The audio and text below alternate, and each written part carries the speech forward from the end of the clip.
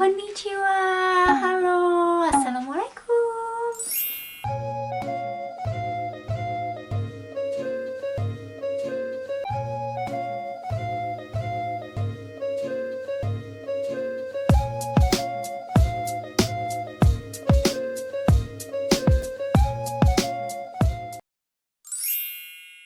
Kalau misalnya teman-teman sudah terbiasa merayakan tahun baru dengan pesta-pesta, dengan kembang api, dengan kumpul keluarga terus bakar-bakar barbekyuan, apa segala macem. Kalau teman-teman mau merayakan tahun baru di Jepang, sepertinya teman-teman harus berpikir ulang, mempertimbangkan hal itu, karena teman-teman, tahun baruan di Jepang itu sepi. Rata-rata sepi. Sekarang sih mungkin di beberapa tempat ada ya yang aku nggak tahu sih, tapi aku pernah dengar katanya di beberapa tempat ada yang pesta-pesta juga kembang api gitu kan. Tapi rata-rata teman-teman itu nggak ada, jarang banget, hampir nggak ada malah. Jadi bener-bener sepi banget di malam tahun baru, pergantian malam tahun baru. Jadi apa yang mereka lakukan, kalau misalnya teman-teman lihat videoku sebelumnya yang ngevlog, suamiku ngevlog sendirian, itu suami aku nunjukin kan kalau mereka itu semuanya pada berbondong-bondong ke kuil. Mereka di situ berdoa, mereka di situ kayak berharap ke Tuhan mereka, semoga tahun ini ya, tahun 2021 mereka lebih baik dan segala macam. Pokoknya mereka melemparkan harapan-harapan mereka di kuil tersebut gitu. Jadi mereka tahun baru tidak pesta-pesta, mereka lebih sibuk berdoa gitu ya. Nah kalau aku pribadi sih teman-teman, aku memang nggak pernah merayakan tahun baru. Jadi biasanya aku dan keluarga aku tahun baru ya udah tidur gitu kan. Lihat kembang api sedikit, oh ya udah tahun baru gitu kan. Jadi aku pribadi nggak kaget dengan suasana ini gitu, suasana yang super sepi ini.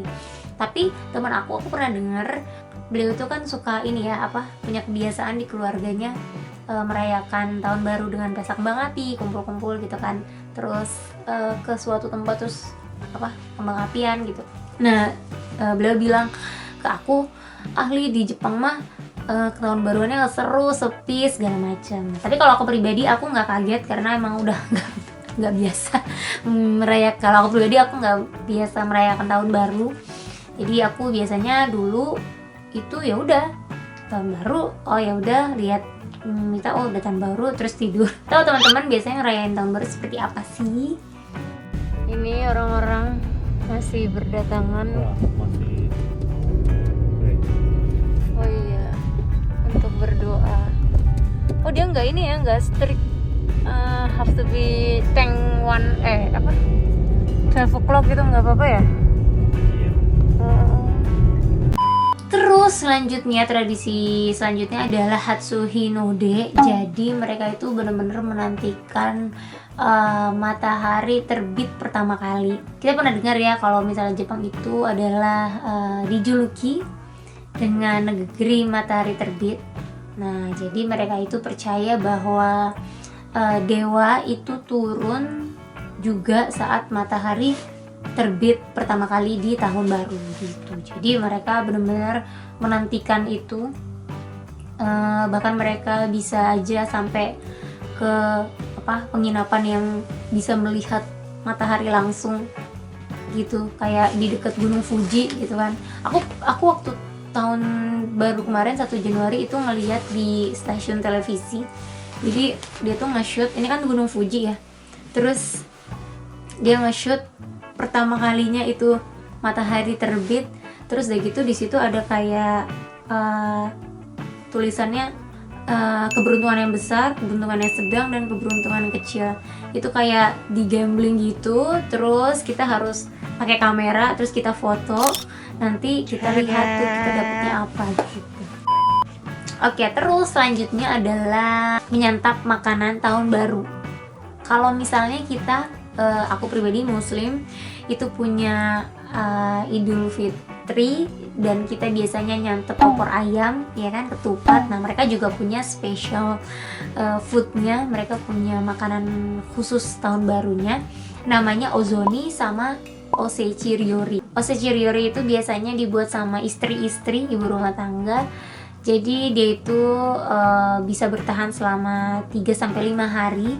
Jadi kalau kata ibu mertuaku, Osechiriori itu dulunya itu kan setiap tanggal 1 sampai tanggal 3 kalau nggak salah itu kan semua toko tutup kan, semua toko, supermarket, warung-warung semuanya tutup karena mereka menurut orang Jepang itu tahun baru, perayaan tahun baru itu penting banget kan, momen penting banget buat mereka. Jadi makanya mereka kalau misalnya nggak masak Osechiriori itu, mereka ya udah bakal kesusahan, kepayahan untuk menemukan makanan gitu kan. Aku pribadi seperti yang sudah teman-teman mungkin nonton di video sebelumnya, kalau aku belum bisa masak Osechiriori, dan aku insya Allah bakal belajar dari ibu mertuaku. Mudah-mudahan aku bisa masak Osechiriori, jadi bisa membuat suamiku bahagia, membuat suamiku semakin seneng.